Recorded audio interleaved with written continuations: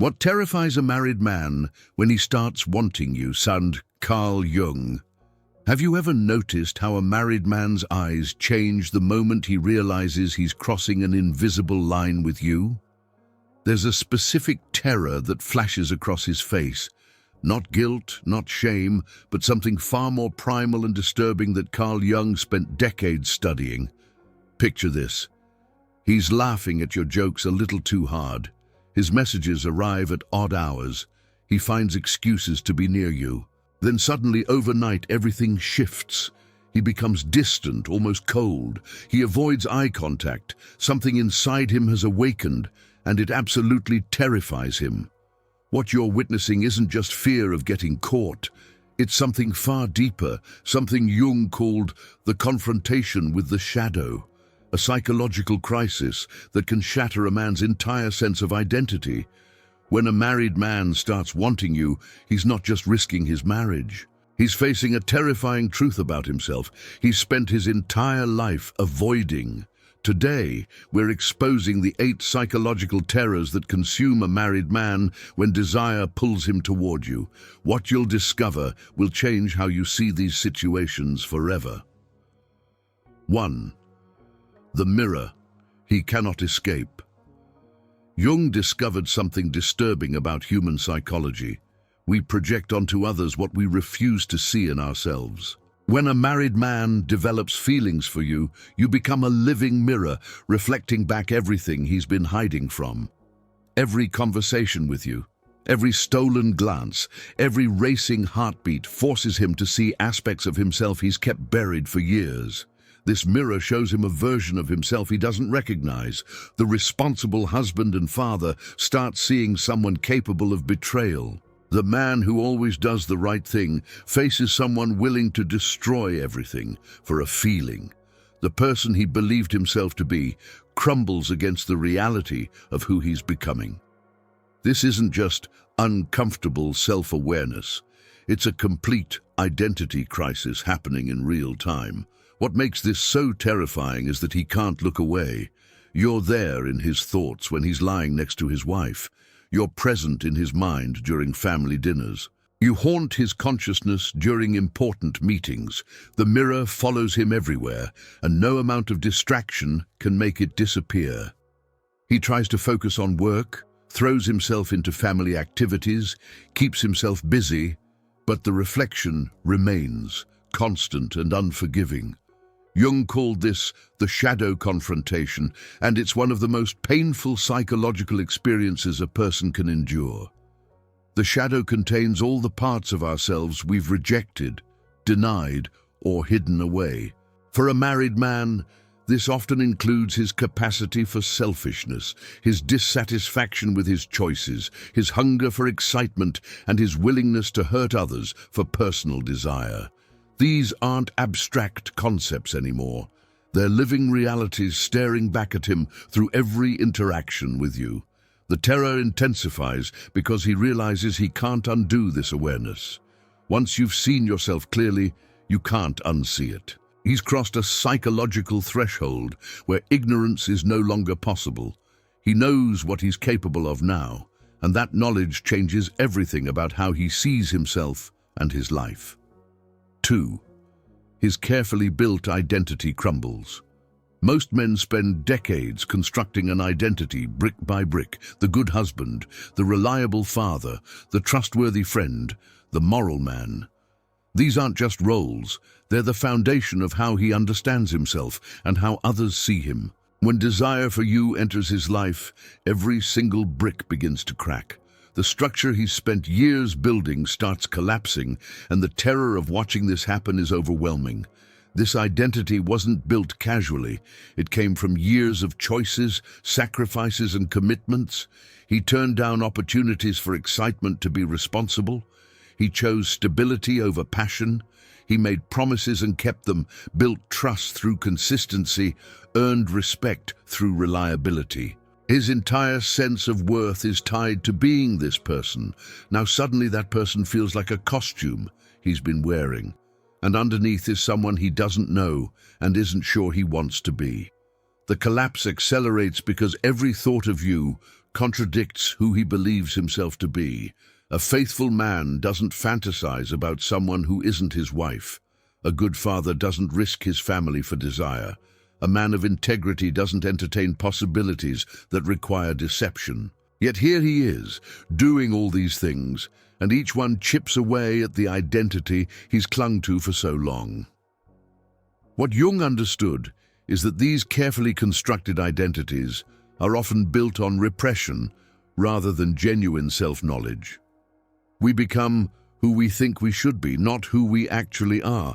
When real desire breaks through, it exposes this gap brutally.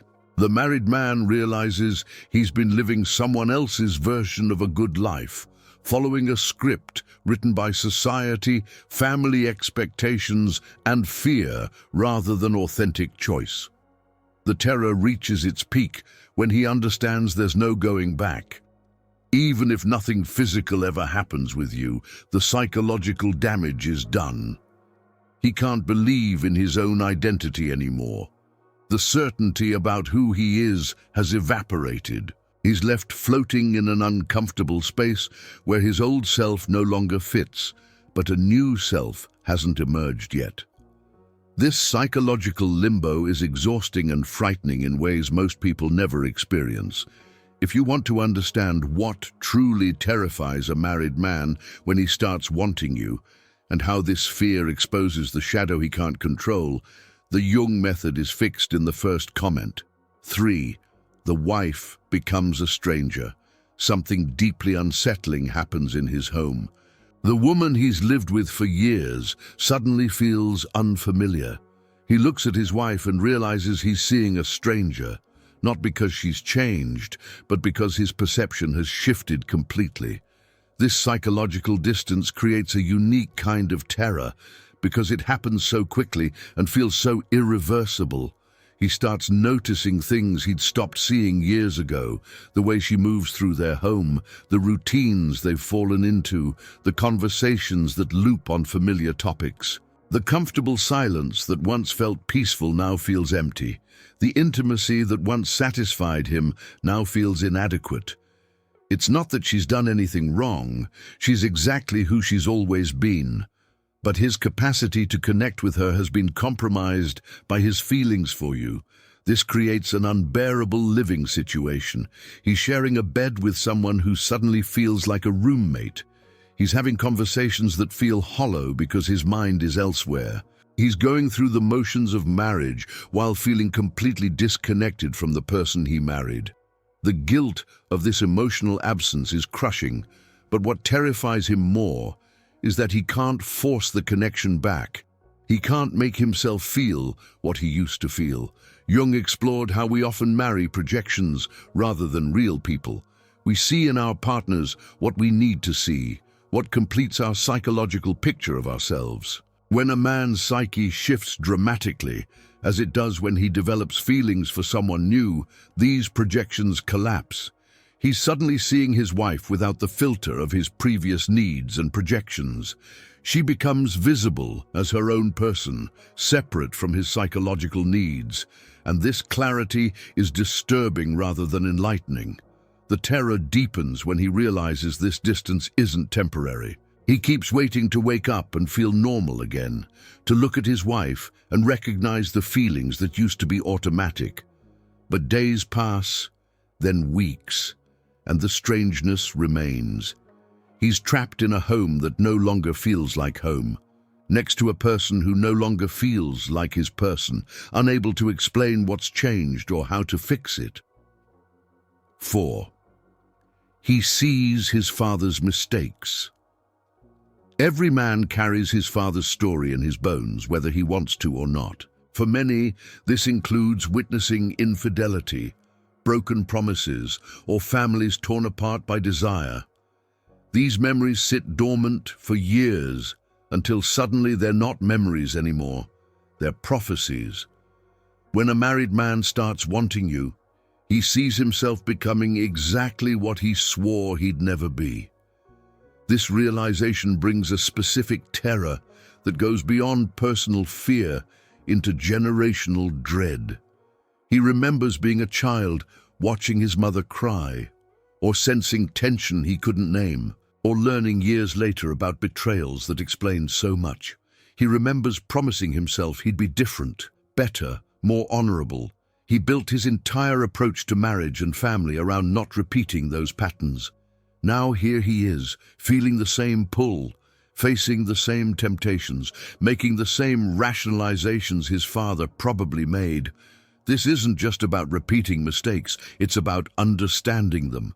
Suddenly, his father's choices make sense in ways they never did before. The confusion, the weakness, the seemingly inexplicable decisions that destroyed so much. He gets it now. This understanding is horrifying because it means his father wasn't a monster or fundamentally different. He was just a man facing desire, just like him. The barrier between them dissolves, and with it goes his sense of moral superiority. Jung talked about how we inherit psychological patterns from previous generations. These aren't just learned behaviors, they're deep structures that can lay dormant and activate under the right circumstances. The married man realizes he's not fighting just his own desires, but patterns that run through his family line. He's part of a cycle, and cycles are notoriously difficult to break. What makes this unbearable is facing his children with this knowledge. He looks at his son or daughter and realizes they might one day look at him the way he looked at his father, with disappointment, confusion, or hurt. The legacy he wanted to leave, the different kind of father he wanted to be, feels threatened. He's carrying forward pain instead of healing it, becoming part of the problem instead of the solution. This generational failure terrifies him more than almost anything else because it means his life's most important goal, being better than his father, is slipping away. 5. The fantasy meets brutal reality. In his mind, you represent everything missing from his life: freedom, excitement, understanding, passion. He's built an entire fantasy world around you where everything is perfect, where desire never fades, where complications don't exist. Then reality starts breaking through, and the collision between fantasy and truth creates absolute terror. He begins to understand that what he's feeling isn't really about you at all. The fantasy you represent is powerful because it's filled with projection. He's placed on you every quality his marriage lacks, every excitement his routine life has lost, every possibility his choices have closed off. You're not a real person in his mind. You're a symbol of the life he didn't choose, the man he didn't become, the feelings he stopped allowing himself to have. This makes you perfect, because symbols can be perfect in ways real people never are. But cracks start appearing. He notices small things that don't fit his fantasy. You have bad days. You say things that surprise him. You have your own complications and problems. You're a real human being with flaws and needs, and a life that has nothing to do with saving him from his disappointments. This realization is devastating because it means his escape route is an illusion. There's no magical solution waiting in your arms. What really terrifies him is understanding what Jung knew. He's in love with his own anima, the feminine ideal he carries inside himself, and he's mistakenly placed it on you. The feelings aren't really about you as a person. They're about his own psychological needs and his hunger for parts of himself he's lost touch with. You're a screen he's projecting onto, and the moment he understands this, the entire fantasy structure collapses. The brutal reality gets worse. Even if he left everything for you, he'd eventually recreate the same patterns that made him unhappy in his marriage. The problem isn't his wife or his life, it's his relationship with himself, his inability to find meaning and passion in what he has, his tendency to seek external solutions for internal problems. You represent a restart, but restarts don't solve psychological patterns. He'd bring all his issues with him and end up in the same place, just with more destruction in his wake and more people hurt by his choices. 6. Everyone can see through him. He's convinced it's written all over his face. Every time he's around you, every time someone mentions your name, every time he tries to act normal, he's certain everyone knows. The terror of exposure consumes him because he feels completely transparent. His secret thoughts and hidden desires might as well be broadcast on a screen above his head. This paranoia isn't irrational. People really can sense when something's off, and his hyper-awareness makes him obvious. His behavior changes in ways he doesn't fully control. He becomes overly careful around you in public, which creates awkwardness that draws attention. He overcompensates with his wife, being extra affectionate or attentive in ways that feel forced. He gets defensive about innocent questions. He volunteers information nobody asked for. These reactions create exactly what he fears: suspicion where none existed before. What Jung understood about the unconscious is that it communicates even when we try to hide it. Body language shifts, energy changes, micro-expressions reveal what words conceal.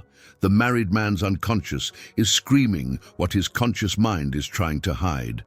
And on some level, people around him pick up these signals. His wife might not know specifics, but she senses distance.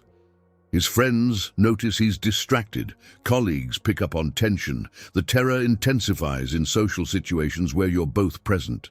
He's hyper-aware of where you are in the room, how close you're standing, whether people notice him noticing you.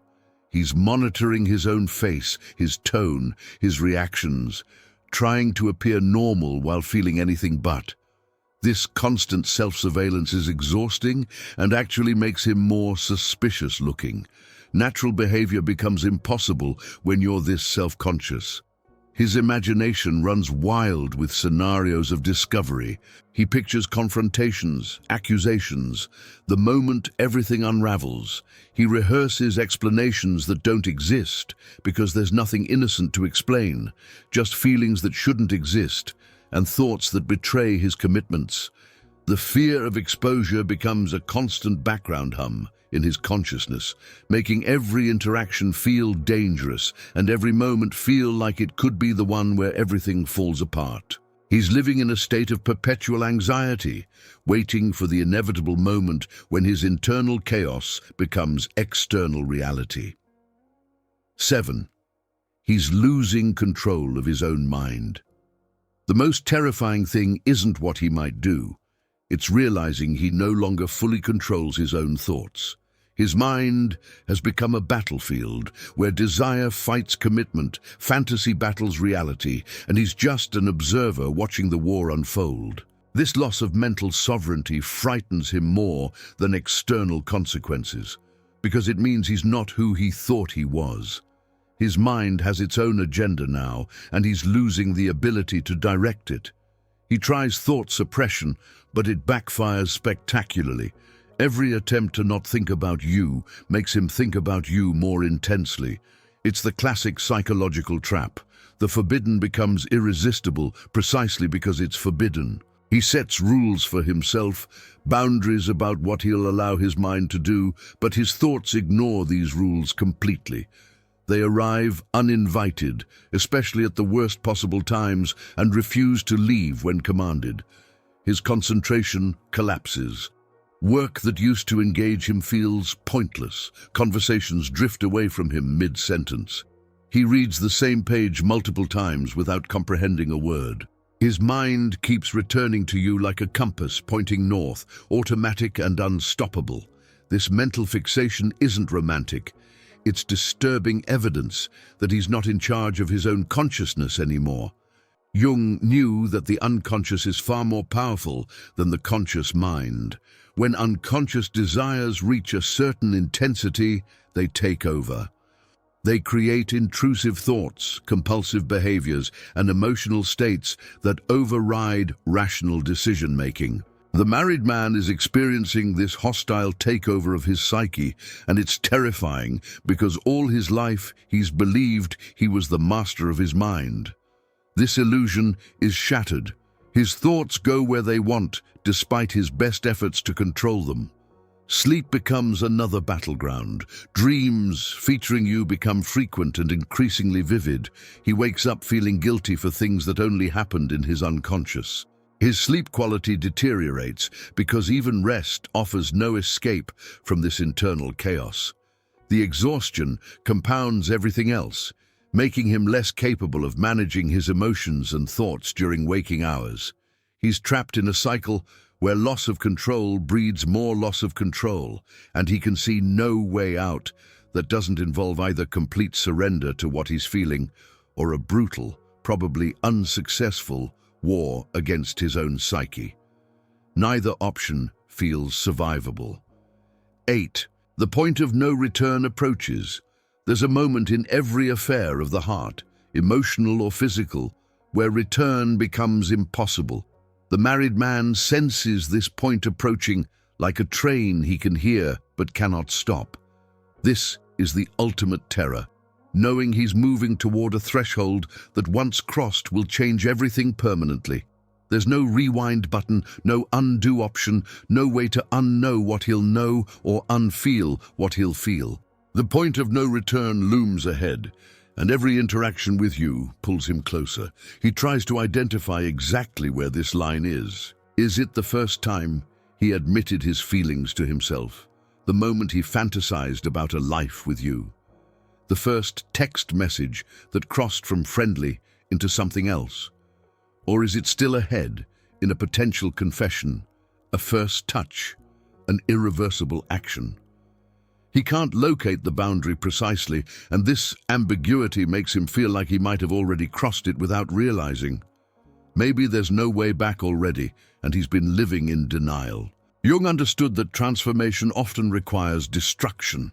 The old self must die for a new self to emerge.